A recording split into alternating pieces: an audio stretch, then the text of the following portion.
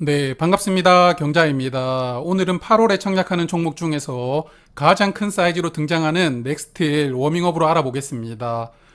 자, 넥스틸 다음 주 수요일과 목요일에 청약을 합니다. 환불 기간은 4일인 청약이고요. 여기 스마트 레이더 시스템과는 청약 일정이 겹쳐 있는 상황입니다.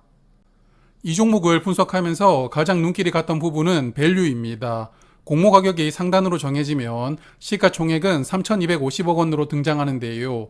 작년 2분기부터 올해 1분기까지 최근 4분기 동안 순이익은 1,913억 원이었습니다. 그래서 고작 시가총액이 이익의 1.7배밖에 되지 않은 밸류는 아주 낮게 공모 가격이 책정이 되었습니다. 잠시 후에 유사 기업들하고 비교를 해보시면 아시겠지만 넥스틸이 유독 낮게 밸류를 정하고 등장하는 것은 아닙니다. 그래도 보통 한국에 상장되어 있는 종목들 PER이 10배 이상은 되는데요. 즉 현재 이익보다 시가총액이 10배 더 많은 종목이 일반적인 수준이라고 볼 수가 있는데, 그럼 왜 이렇게 낮은 밸류로 등장하게 되는지 사업부터 하나씩 파악해 보겠습니다. 넥스틸은 이런 새 파이프를 만드는 회사입니다. 넥스틸이 만드는 파이프는 석유나 가스를 땅에서 이렇게 뽑아낼 때 사용되는 유정관, 그리고 이런 석유를 운반할 때 사용하는 송유관 목적으로 오일 기업들에게 판매가 되고 있습니다. 자, 그런데 잠시 후에 이 회사 실적을 말씀을 드리겠지만 이 회사의 실적 구조를 이해를 하려면 먼저 이 이야기부터 드려야 될 것 같습니다. 우리가 사용하는 석유나 가스는 육지든 바다든 여하튼 땅 밑에서 파낸다는 것을 다들 아실 텐데요. 이런 석유를 쉽게 채굴할 수 있는 지역은 그만큼 생산 가격이 적게 들 것이고요. 채굴 난이도가 높은 지역은 생산 가격이 높겠죠. 그래서 화면 보시면 사우디나 쿠웨이트 등 중동 지역이 전 세계적으로 채굴 난이도가 가장 쉬운 지역이라고 합니다. 쉽게 말씀드리면 여기는 그냥 땅에 꼽으면 바로 석유가 나온다고 볼 수가 있는데요. 그래서 원유 생산 가격이 가장 낮은 동네이고, 반면에 미국이나 캐나다는 채굴 난이도가 높기 때문에 중동 지역 대비 생산 가격이 4배에서 5배 정도 많이 든다고 합니다. 자, 화면에 그림을 보시면 이해하기가 조금 더 쉬우실 겁니다. 여기 보시면 천연가스는 매장된 곳이 그렇게 깊지 않지만 셰일가스는 천연가스보다 훨씬 아래에 묻혀 있으니까요. 천연가스는 땅을 조금만 뚫어서 바로 뽑아낼 수가 있는데, 반면에 셰일가스는 아주 깊숙하게 뚫어야 뽑아낼 수 있는 구조입니다. 이런 이유 때문에 생산 원가는 몇 배씩 차이가 나는 겁니다. 그래서 미국에 있는 셰일가스 업체들은 원유 가격에 따라서 생산을 결정하는데요. 원유 가격이 높으면 생산 원가가 많이 들어도 남는 돈이 있으니까요. 이런 셰일가스를 뽑아내는 것이고, 원유 가격이 낮아지면 생산 원가 때문에 남는 게 없습니다. 그럼 생산을 중단하는 그런 판단을 원유 시세가 결정하게 만들어주고 있습니다. 자, 그러면 넥스틸로 다시 돌아오겠습니다. 먼저 실적부터 볼 텐데요. 21년부터 매출이 크게 늘어나기 시작합니다.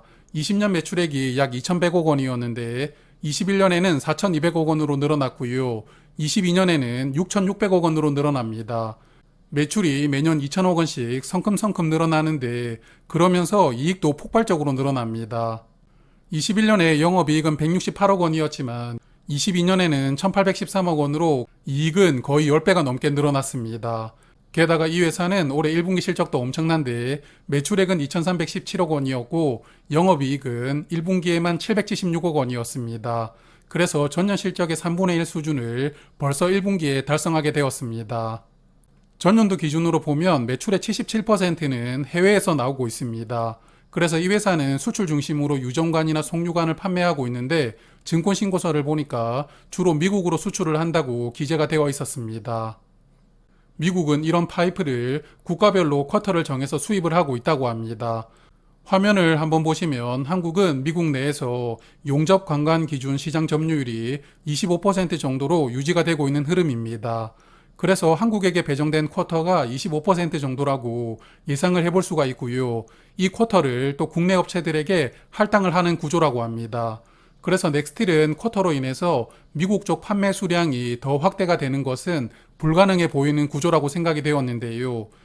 회사도 이런 부분을 타개하려고 캐나다나 다른 지역 쪽으로도 수출을 확대해 보겠다 라고 언급은 하고 있기는 한데, 아직까지는 목표라고 봐야 될 것 같습니다.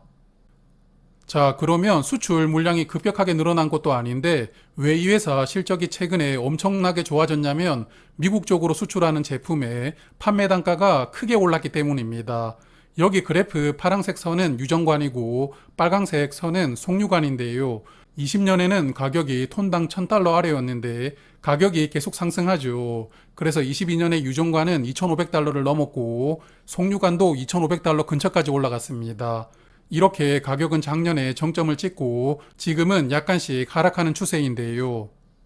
앞서 미국이 주로 셰일가스를 생산하고 있다고 말씀을 드렸는데 셰일가스는 생산 단가가 높다고 말씀을 드렸잖아요. 그래서 원유 가격이 높아야만 생산을 할 수 있는 구조입니다. 각국에서 코로나 팬데믹 극복하려고 돈을 엄청나게 풀었고 그 결과로 원유 가격이 작년에는 $123까지 올라갔었습니다. 그러다 보니까 미국 쪽의 유정관 수요가 갑자기 크게 늘어나면서 판매 가격이 급등할 수 있었던 것인데요.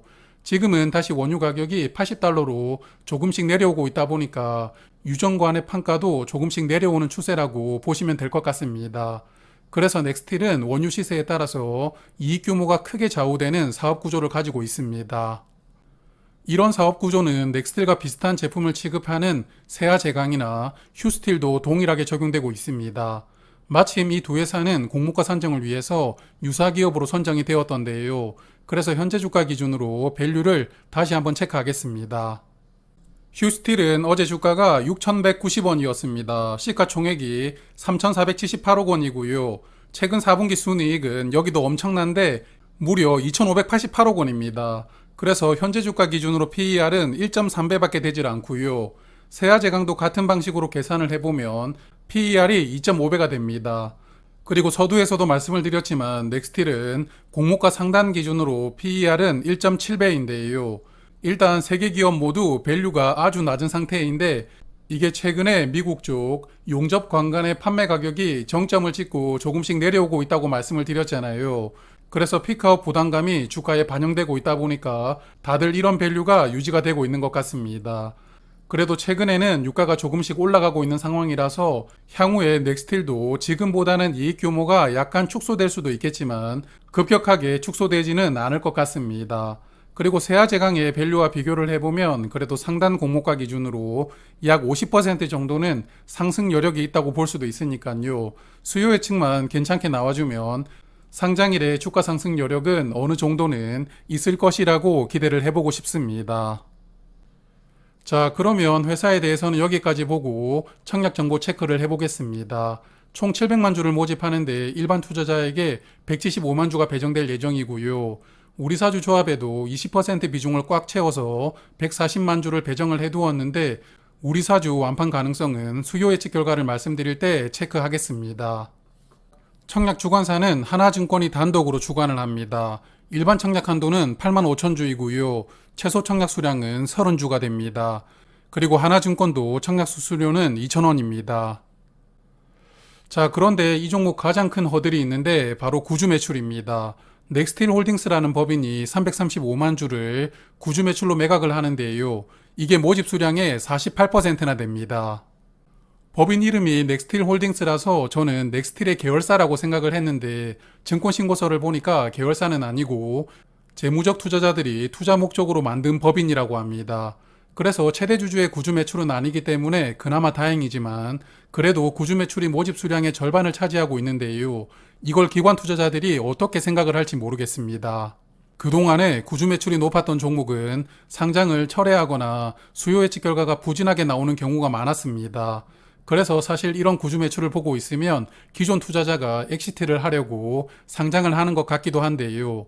그래도 이 종목은 실적을 잘 내고 있고 밸류도 괜찮은 수준이라고 생각을 하기 때문에 수요 예측 문턱을 넘을 수 있을지 지켜보도록 하겠습니다. 그래서 구주 매출은 부담스러운데 또 유통 물량이 좋습니다. 상장일에 685만 주로 전체 주식의 26% 정도가 유통됩니다. 의무 확약이 조금 걸려준다면 20%대 초반까지 유통 물량이 줄어들 가능성도 있고요. 그리고 상장일에 매도할 수 있는 기존 주주 물량은 125만 주로 전체 주식의 5% 정도 됩니다.